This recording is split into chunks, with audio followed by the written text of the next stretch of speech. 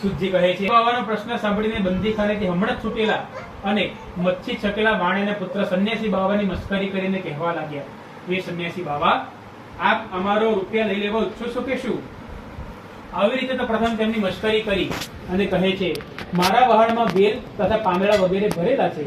એવું કઠોર વચન સાંભળીને ભગવાન શ્રી સત્યદેવે કહ્યું કે તારું વચન સત્ય હોજો. આ પ્રમાણે કહી આવેલા સન્યાસી સાધુ વાણિયાથી આગે જઈ દરિયા કિનારે ઉભા રહ્યા.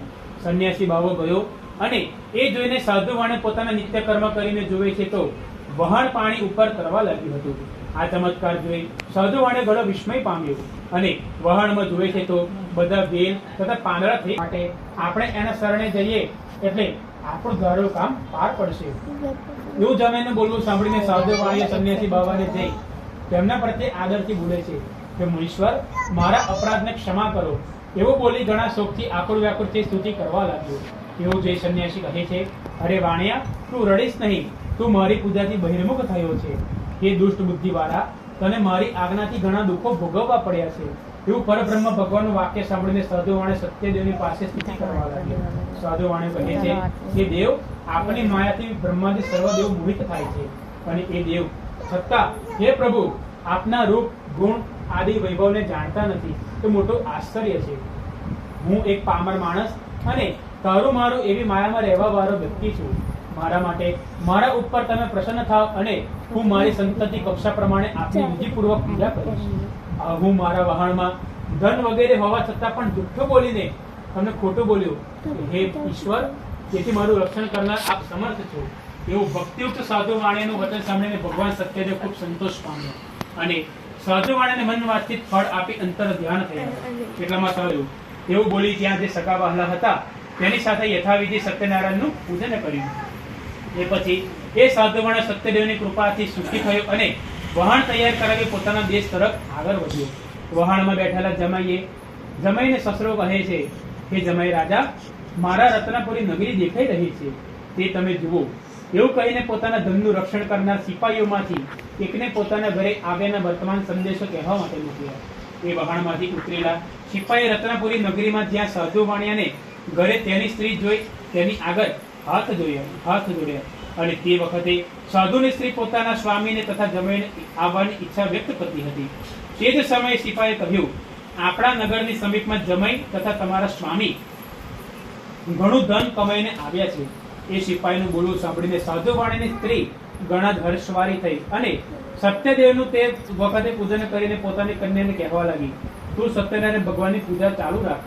કે મારી વહાલી કન્યા, હું સ્વામીનાથના દર્શન માટે પ્રથમ જાઉં છું. તારા બાપનું દર્શન કરવા માટે તું પૂજા કરીને પછી આવજો. આવું માનું વચન સાંભળીને કલાવતી કન્યાએ સત્યનારાયણના વ્રતની સમાપ્તિ કરી અને પ્રસાદ લીધા વગર જ પોતાના સ્વામીનું દર્શન કરવા માટે તૈયાર થઈ ગઈ. એ તેને અપરાધ, તેને ભૂલ કરી. શ્રી સત્યદેવ તેના ઉપર ખૂબ કોપાયમાન થયા અને તેનો સ્વામી અને બધું ધન જે કઈ વહાણના દરિયામાં હતું તે અદ્રશ્ય થઈ ગયું. તે પછી ગણિત જલ્દીથી આવેલી કલાવતી કન્યાએ પોતાનો સ્વામી દેખાયો નહીં. તે ઉપરથી તેને એટલું શોક લાગ્યું કે પવનથી કેળનું ઝાડ અચાનક ભોય ઉપર પડે તેવી રીતે એકાએક રોતી રોતી તે ભોય ઉપર પડી ગઈ. આ પ્રમાણે વહાણનો પ્રથમ તથા કન્યાનો વહેલ જોઈ ગભરાઈ ગયેલા મનવાળો સાધુ વાણિયો કહે છે, આ તો શું આશ્ચર્ય છે. જેમ વહાણવાળા પણ ખૂબ ગભરાઈ ગયા.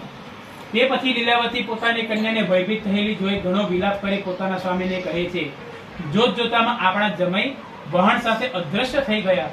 એમાં કાંઈ પણ કારણ છે અથવા કોઈ દેવોનો અપરાધ થવાથી એ દેવે તેને વહાણની સાથે અદ્રશ્ય કર્યા હોય તેવું લાગી રહ્યું છે, અથવા શ્રી સત્યદેવનું મહાત્મા જાણવાને કોઈ શક્તિમાન છે ખરું.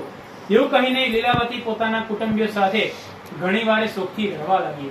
પછી પોતાની કન્યા કલાવતીને ખોરે બેસાડી ઘણા વખત દુઃખ સુખોથી રહેવા લાગી. કલાવતીએ પોતાનો સ્વામી મરી ગયો છે એવું મનમાં ધારી લીધું. પોતાના સ્વામીની પાદુકાઓ એટલે કે ચંપલ લઈને પોતે સતી થવા તૈયાર થઈ ગઈ. આમ કન્યાને બળી મરવા તૈયાર થયેલી જોઈ શ્રી સાધુ વાણિયા સાથે ઘણા શોકથી અને ત્રાસથી પામેલો ધર્મ વિચારથી ચિંતા કરીને બોલે છે, શું સત્યદેવતે તેનું નિશ્ચય હરણ નહીં કર્યું હોય ને? એમની માયાથી હું મોહિત થઈને જે વ્રત જાણતો નથી એ કામને વાસ્તે ઘણું ધન ખર્ચીને હું સત્યનારાયણ દેવનું વ્રત કરીશ એવો બધા પાસે બોલાવી અને પોતાનો મનોરથ પૂર્ણ કર્યો.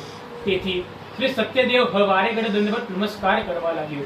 ત્યારે શ્રી સત્યદેવ પ્રભુ દિન જનોને પાળનાર છે તે ખૂબ સંતુષ્ટ થયા અને આકાશમાંથી ગંભીર વાણીથી સાધુ વાણીએ ભક્ત વત્સલ્ય ભગવાન કૃપાથી કહેવા લાગ્યો, અરે હે સાધુ વાણિયા, તારી કન્યા મારું પૂજન કરી પ્રસાદ લીધા વગર જ પોતાના સ્વામીને જોવાથી મોચી ઉતાવળથી આવી ગઈ.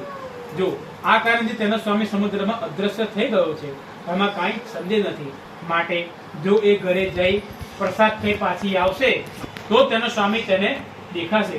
એ લગાડે તું સંદેહ માનીશ નહીં. એવા આકાશવાણી થતા જ એ આકાશવાણીના વાક્યો સાંભળતા જ કલાવતી જલ્દીથી પોતાના ઘરે ગઈ, પ્રસાદ ખાધો અને પાછી આવી. અને પાછી આવતા તેનો સ્વામી તેને નજરે પડ્યો.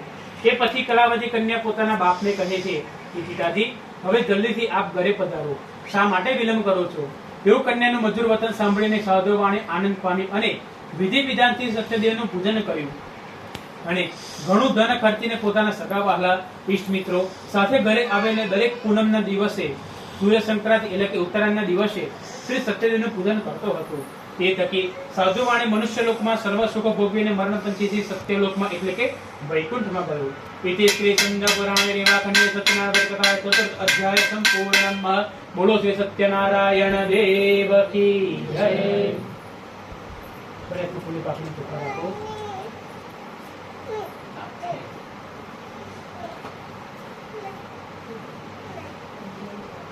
પંચમો અધ્યાય સુધી કહે છે, હે મુનિ શ્રીજી, શ્રી સત્યદેવ વિશે બીજી એક કથા જો તમને જણાવું છું. પૂર્વે દુર્ગદ નામનો રાજા પ્રજાનું પાલન કરવાના તત્પર હંમેશા રહેતો હતો. તે રાજાએ શ્રી સત્યદેવનો પ્રસાદ છાંડ્યો. આ દોષથી તે ઘણો દુઃખ પામ્યો. એક